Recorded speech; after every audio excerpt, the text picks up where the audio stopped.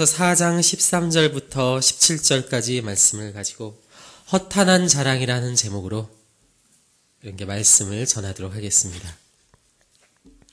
야고보서가 지어진 시기는 예수님께서 죽음에서 부활하신 사건이 있은 지 불과 10년에서 15년 안에 쓰여졌다고 많은 학자들이 추정하고 있습니다. 예수님께서 부활하시고 그 부활한 목격한 제자들이 살아있을 뿐만 아니라 그 모든 사건들을 그 한 역사 안에서 경험한 사람들이 많이 있었던 불과 10년, 불과 15년 정도 사이에서 야고보서는 오늘 많은 경고를 하고 있습니다. 우리는 흔히 생각합니다. 초대교회 하면 은혜가 넘치는 교회, 뭔가 하나님의 성령의 역사가 뜨거운 교회.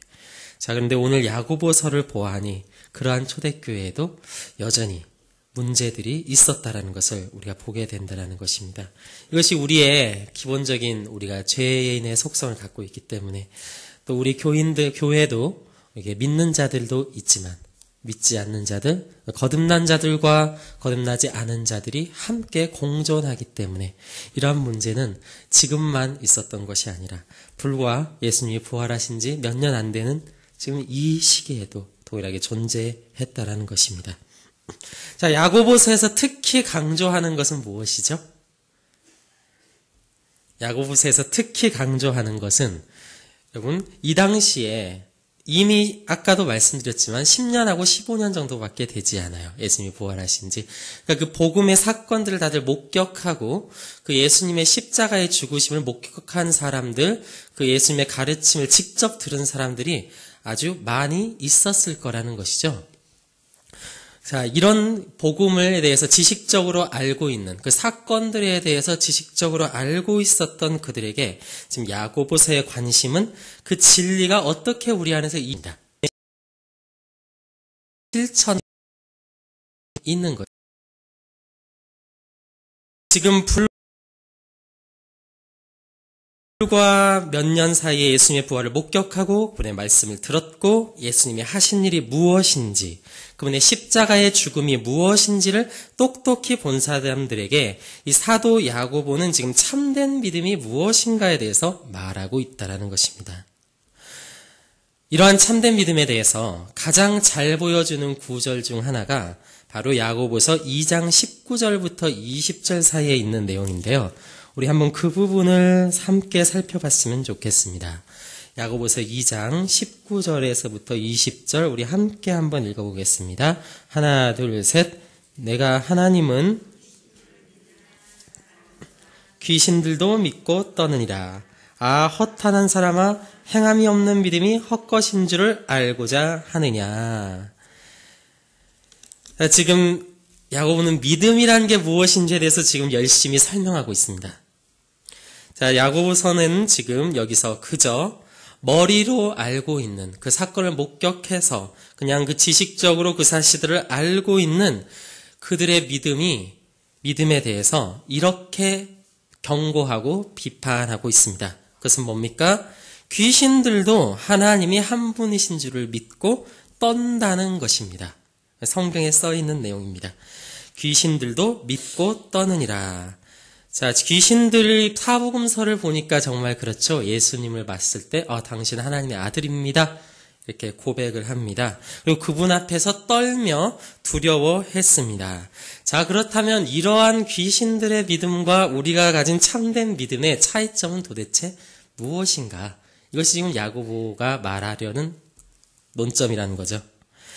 야고보는 이러한 귀신과 우리 사람이 가진 참된 믿음의 지식의 차이를 그것이 순종함으로 행함으로 나오는가 나오지 않는가로 지금 구분하고 있다는 것을 여러분 보시면 좋겠습니다.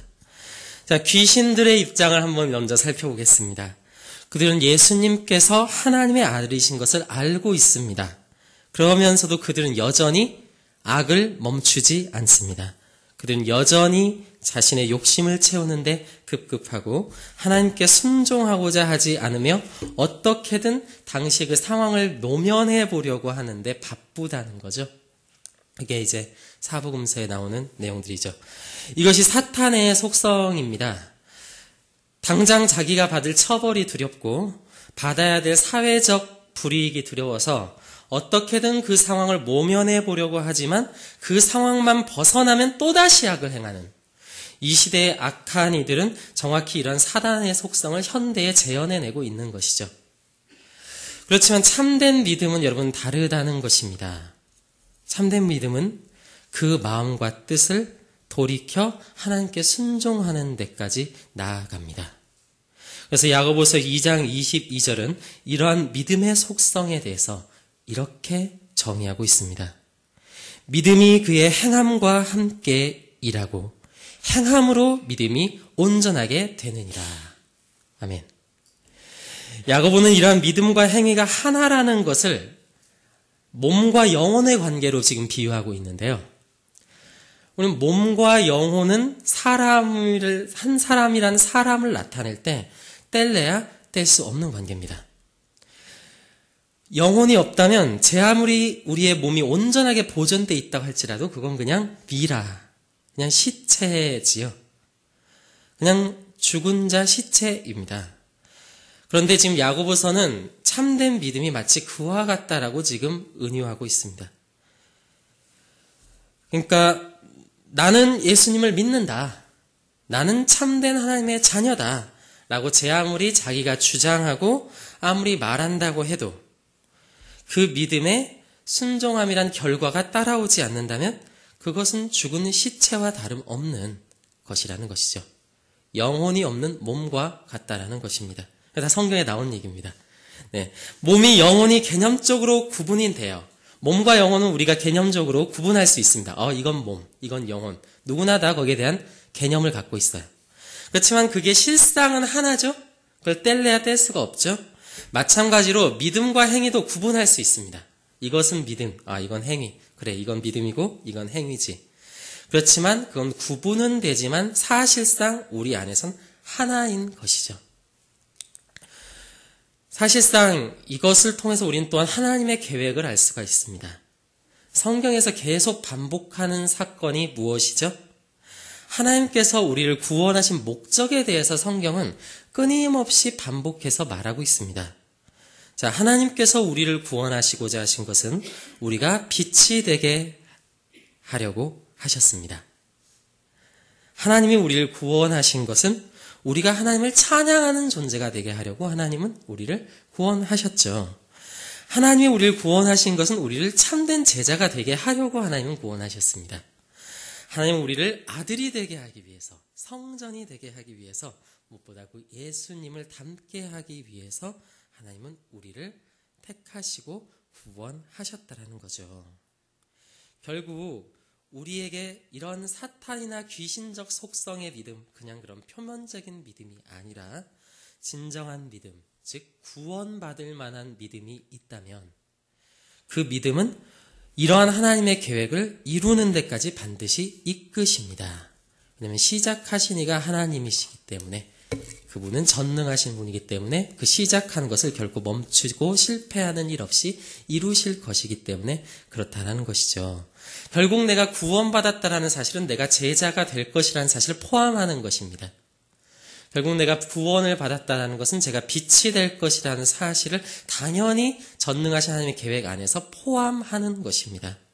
그러니까 나는 구원받았지만 나는 예수님 제자는 아닌 것 같아. 이런 이야기는 사실은 있을 수 없는 일이죠.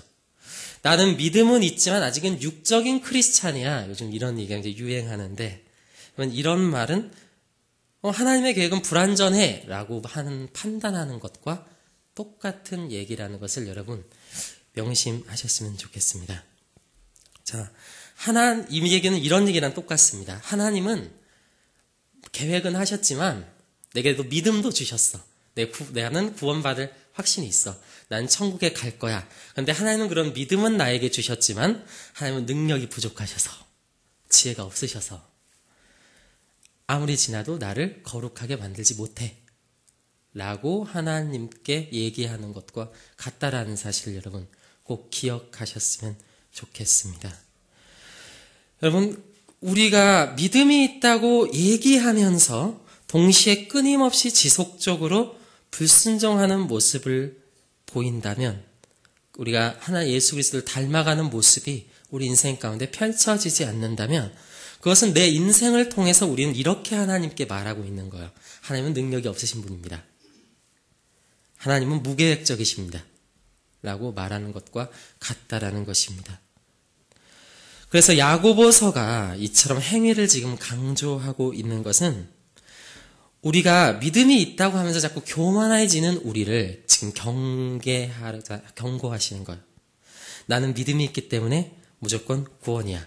라는 이런 교만한 마음을 하나님은 끝까지 쳐내시길 원하시고 경계하길 원하십니다. 우리는 이러한 교만한 마음을 버려야 할 것입니다. 하나님 앞에서 겸손하게 순종하고자 하는 마음을 가져야 될 거예요. 또 한편으로 그런데 이것은 이렇게 오해하시면 안 됩니다. 우리가 나는 왜 이렇게 하나님의 말씀에 아직도 순종하지 못할까 하면서 지나치게 좌절하는 것도 그것도 좋지 않은 것 같습니다.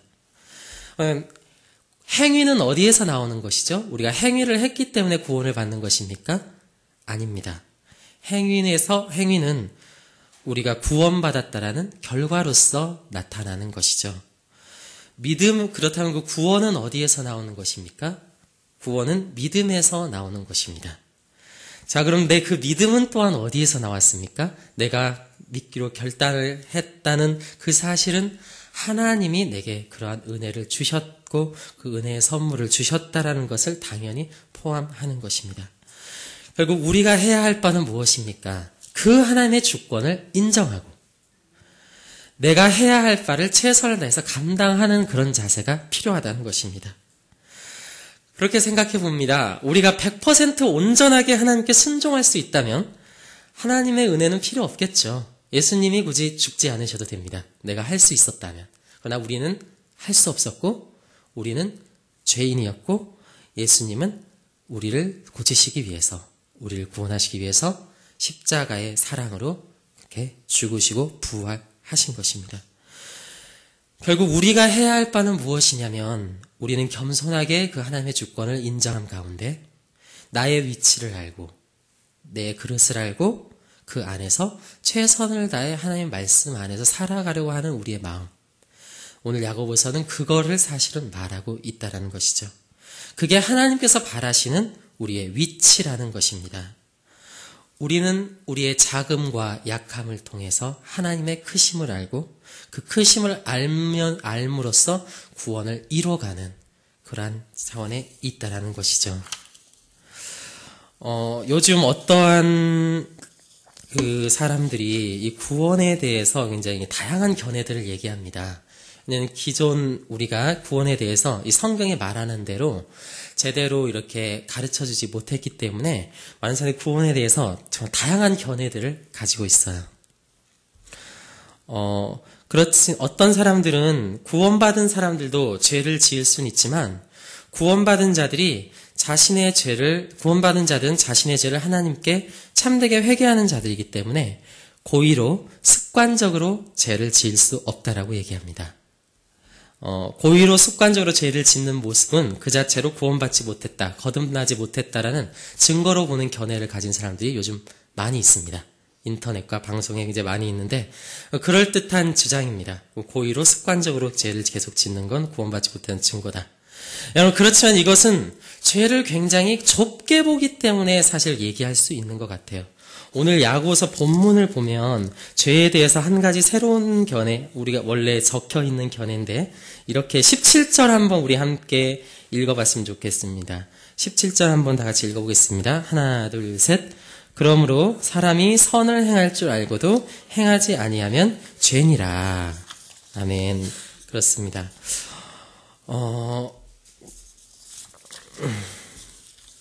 지금 오늘 말씀에 뭐라고 게시되어 있습니까? 우리가 선을 행할 줄 알고서도 행하지 않는 것도 죄라고 얘기했습니다.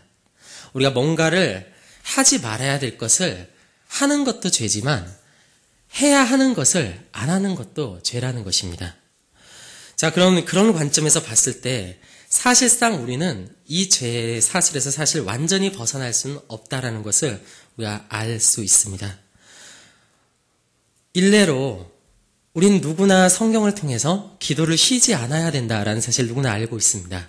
우린 쓰지 말고 기도해야 됩니다. 우리 목사님께서는 그것을 진리의 묵상이다 이렇게 얘기했습니다. 그럼 진리를 계속 묵상해야 되겠죠? 자, 그런데 우리가 그럴 수 있습니까? 불가능하죠. 우리의 육체의 한계상, 그래서 온전히 실행할 수 있는 사람은 아무도 없습니다. 우린 때때로 쉴 때가 필요합니다. 잠이라도 자야 됩니다. 쉴 때가 필요하죠.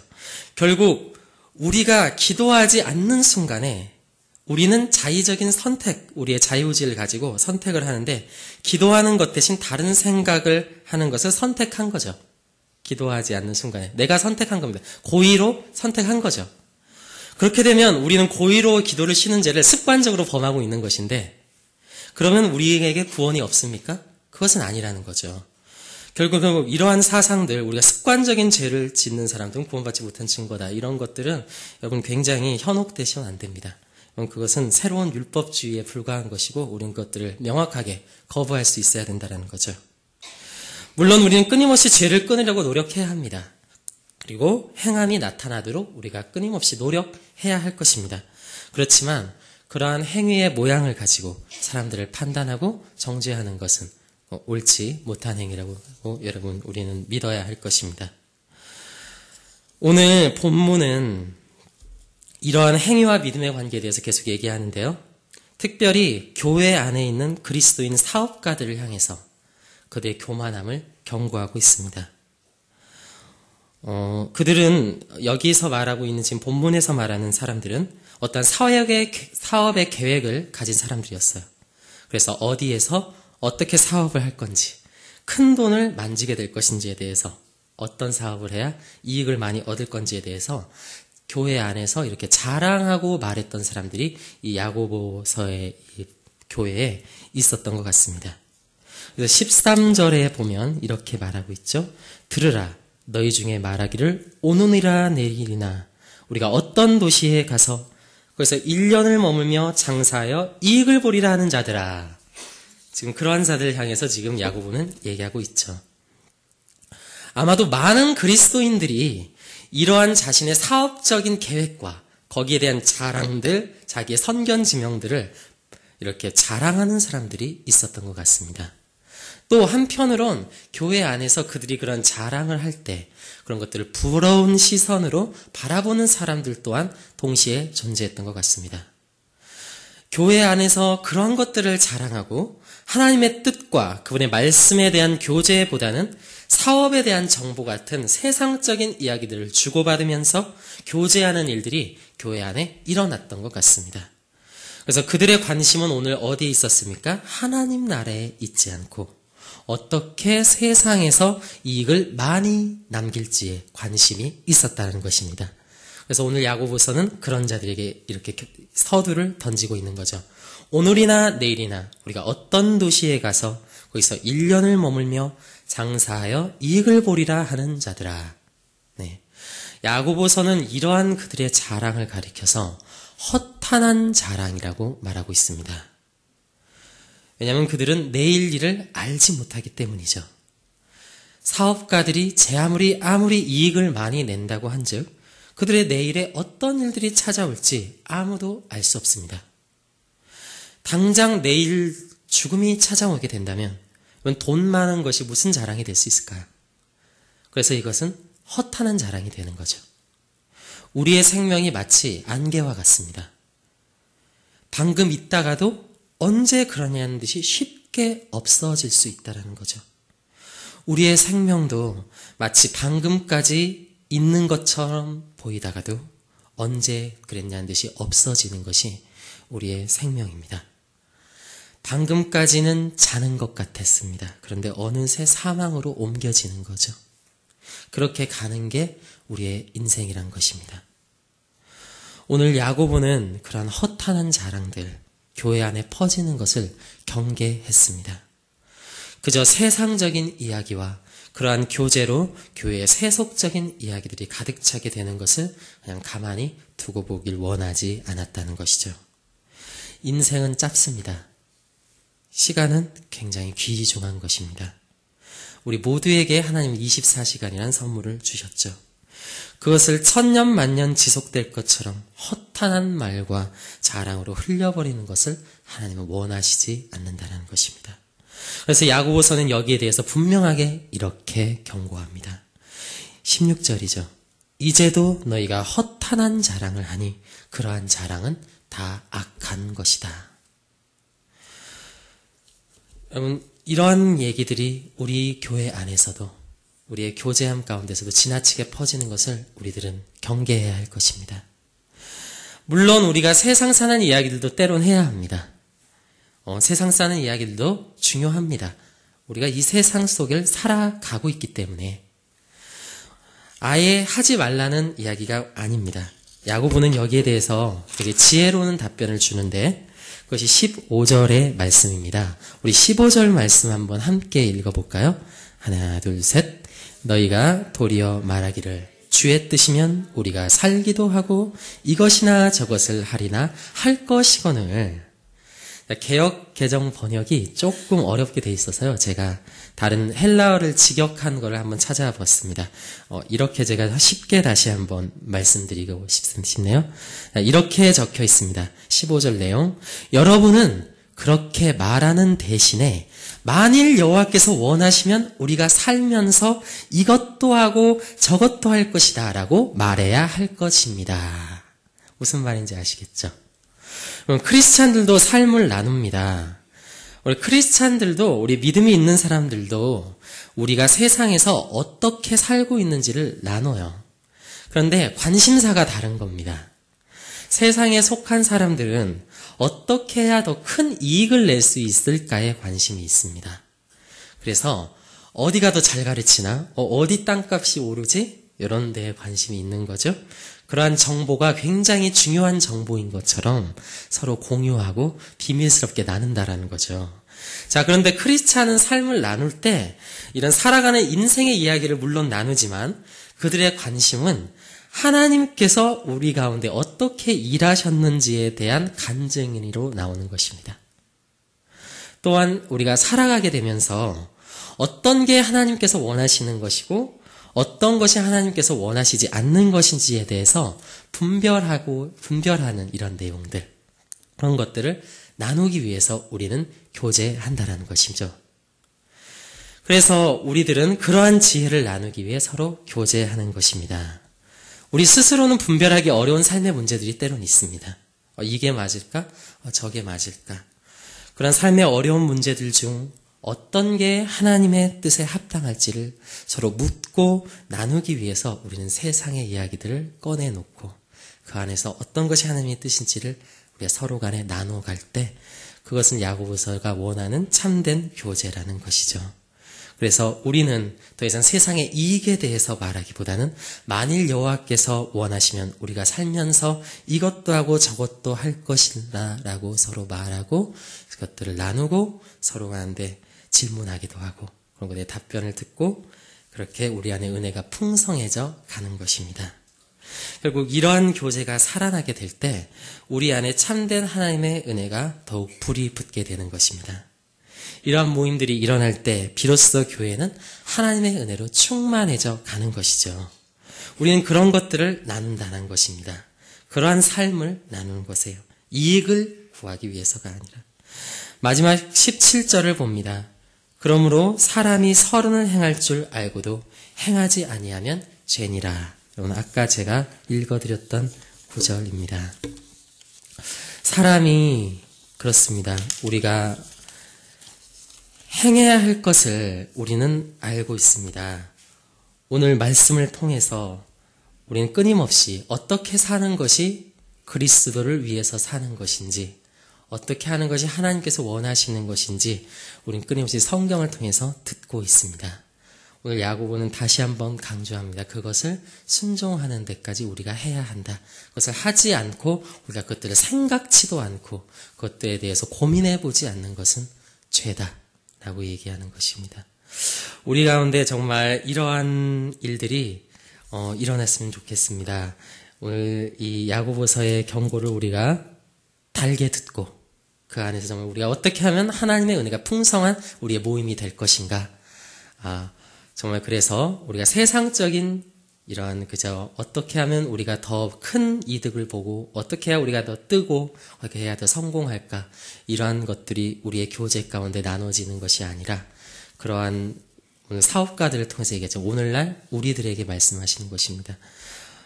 그런 것들 나누는 것이 아니라 우리가 정말 우리 안에서 어떤 것이 하나님께서 원하시는 것이었는지 또한 하나님께서 내 인생 가운데 어떠한 일들을 행하셨는지 그것들을 서로 나누고 그 하나님의 은혜를 나누고 그리고 내 인생 가운데 어떻게 사는 것이 하나님께서 원하시는 것일지를 서로 가운데 서로 이렇게 풍성하게 나눠갈 때 그때 우리 안에 교제가 정말 은혜로워지고 정말 그 안에 모임이 풍성해지고 더 나아가서 우리 교회가 정말 하나님의 은혜가 넘치는 교회가 될 것을 우리가 믿습니다. 그래서 여러분 우리 함께 오늘 이 말씀을 가지고 기도할 때 정말 오늘 함께 통성으로 기도했으면 좋겠는데요. 진짜 세상과 버타는 것이 아니라 세상 사람들과 똑같이 고민하고 똑같은 일들을 나누는 것이 아니라 정말 우리가 크리스찬답게 하나님께서 우리 가르쳐 주신 것이 있습니다. 그것들을 함께 나누고 그것 교제가 일어나고 그러한 모임들이 서로 일어나게 될 때 우리 신자들은 더욱더 그 안에 은혜가 커질 것이고 그 안에 아직 복음을 받아들이지 못한 자들도 복음을 아는 자들은 이렇게 생각하고 이렇게 살아가는구나라는 것을 삶을 통해서 알게 될 것입니다. 우리가 근데 그러한 일들이 일어나길 우리 소망하며 우리 다 같이 이 시간 가운데 우리 모임들을 위해서 우리의 교제함을 위해서 함께 기도하고 우리 가운데 허탄한 얘기가 더 이상 있지 않도록 더 이상 허탄한 자랑이 있지 않도록 우리 같이 기도하고 같이 주님께 나가도록 하겠습니다. 다 같이 기도하겠습니다. 하나님 아버지 주님 그렇습니다. 저희들 정말 허탄